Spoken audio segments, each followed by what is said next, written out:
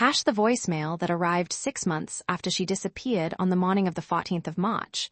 In the quiet village of Harper in Kent, the mist clung to the low-lying fields like a pale shroud. The weather that week had been unseasonably cold, with temperatures hovering just above freezing and a gray sky pressing down on the countryside. It was a Monday, and for the residents of this small community of fewer than 2,000 people, life continued in its usual unhurried rhythm. The village shop opened at 7, the post office at 8:30, and the narrow lanes remained largely empty of traffic until the commuter rush that never quite materialized. No one in Harper could have known that by the end of that day, their village would become the center of a mystery that would haunt them for years. Her name was Catherine Emma Walsh. She was 34 years old, a freelance copy editor who worked from home, and she had moved to Harper 18 months earlier from London. Neighbors described her as private but friendly, the kind of woman who would stop to chat about the weather but never invited anyone in for coffee. She was of medium height, with dark brown hair that she often tied back in a loose knot, and she had a distinctive way of laughing, sudden and loud, startling anyone within earshot. Catherine wore glasses with thin silver frames, and she was often seen walking her border terrier, a small dog named Barney, along the footpaths that crisscrossed the farmland surrounding the village.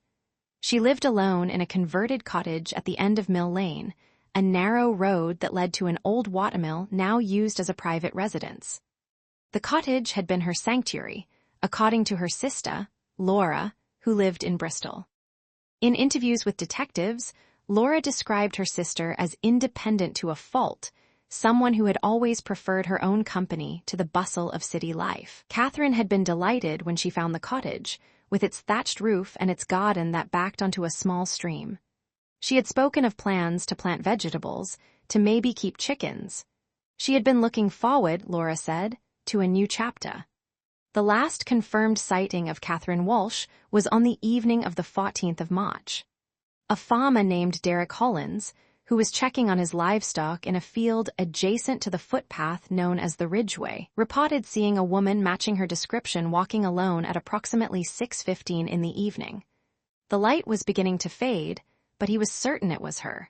She was wearing a dark green wax jacket and jeans, and she was accompanied by a small dog. He remembered this detail because the dog had barked at his tractor in the distance, and the woman had turned to look toward the sound before continuing on toward the village. The weather that evening was overcast but dry, and there was little wind. It was the kind of evening when the countryside grew still early, the birds falling silent as the darkness crept in. When Catherine failed to collect her newspaper from the village shop the following morning, the proprietor, Margaret Finch, thought little of it. People went away without warning sometimes, she told detectives later. But when 2 days passed and the lights remained off at the cottage, and Barney, the dog, had not been walked, Margaret mentioned it to her husband, who called the police. The investigation began quietly, as such investigations often do in rural areas. Officers from Kent Police conducted door-to-door inquiries, checked hospitals, and made inquiries at railway stations and bus stops in the surrounding area. They found no sign of Catherine Walsh. Her car remained parked outside her cottage, keys in the bowl by the door. Her mobile phone, when traced, had last transmitted a signal from a cell tower near her home at 6:47 on the evening of the 14th of March, a signal that simply stopped, as if the device had been turned off or had lost power. There was no call for help, no message, no indication that anything was wrong. The search expanded. Specialist officers with dogs combed the fields and woodlands within a 3-mile radius of the village. Police divers examined the stream at the bottom of Catherine's garden and the larger pond on the neighboring farm. Volunteer groups from nearby villages joined the effort, walking the hedgerows and checking drainage ditches. Nothing was found. No trace of Catherine Emma Walsh, no evidence of what might have happened to her on that March evening. In the weeks that followed, detectives pursued several lines of inquiry. They examined Catherine's personal history, her finances, her relationships. She had ended a long-distance relationship 8 months before her disappearance, but her ex-partner, a man named James Whitfield, was able to account for his movements on the 14th of March and was eliminated from the inquiry. There were no signs of a struggle at the cottage, no indication that anyone had forced their way in. Her laptop was found on her desk, its contents undisturbed. Her bank accounts showed no unusual activity. Catherine Walsh, it seemed, had simply vanished into the Kentish countryside on a cold March evening, leaving behind a life neatly arranged, a dog that waited by the door, and a mystery that defied easy explanation. The case remained active for months. Detectives revisited witnesses, re-examined evidence, pursued leads that came to nothing. The community of Harstead was shaken, its sense of safety disturbed. Parents walked their children to school. Strangers were viewed with suspicion. The village, once so tranquil, became a place of whispered theories and uneasy glances. Then, on the 14th of September, exactly 6 months after Catherine Walsh disappeared, something extraordinary happened. Her sister, Laura, received a voicemail message on her mobile phone. The message had been left at 4 minutes past midnight, a time when Laura was asleep and her phone was charging in the kitchen. When she listened to it the following morning, she heard something that chilled her to her core. It was Catherine's voice. The message was brief, just 17 seconds, but it was unmistakably her. Laura would later describe the sound as faint, as if Catherine was speaking from a distance or through a barrier. There was background noise, a low rushing sound that experts would later analyze as consistent with wind or running water. Catherine's words were simple, almost mundane. She said, "I need you to know I'm okay. I'm sorry I didn't call before. Don't look for me anymore." The message was analyzed by forensic audio experts at the Metropolitan Police.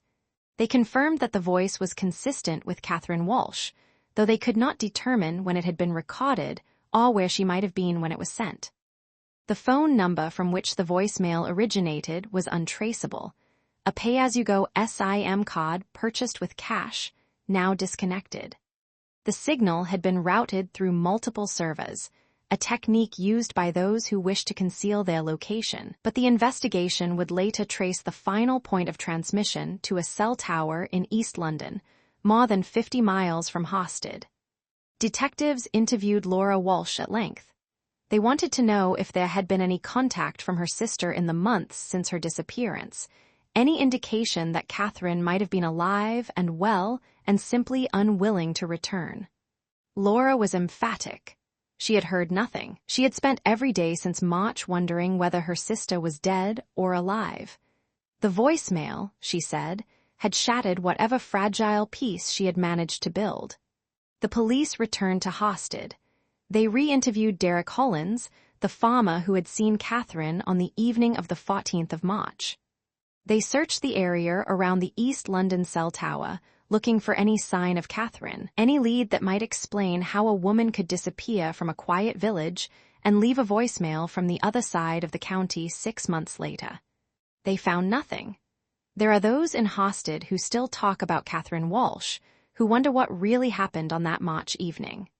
Some believe she ran away, that she chose to disappear for reasons known only to herself. Others are convinced that something far more sinister occurred, that the voicemail was not a message of reassurance but something else entirely, a cry for help perhaps, or a warning. The police have never closed the case, but they have no new leads, no suspects, no definitive answer to the question that haunts everyone who knew her. The voicemail remains. 17 seconds of a voice that may or may not have been Catherine Walsh, speaking words that may or may not have been meant for her sister. The message was sent from a phone that has never been found, at a time when Catherine Walsh should have been anywhere but East London, doing anything but making a phone call that would throw her family into confusion once more. In the garden of the cottage at the end of Mill Lane, the vegetables Catherine Walsh never planted have grown wild, untended. The stream still runs behind the property, its waters clear and cold. And somewhere, the question lingers, unanswered and perhaps unanswerable. If she was okay, if she was truly okay, why did she never come home?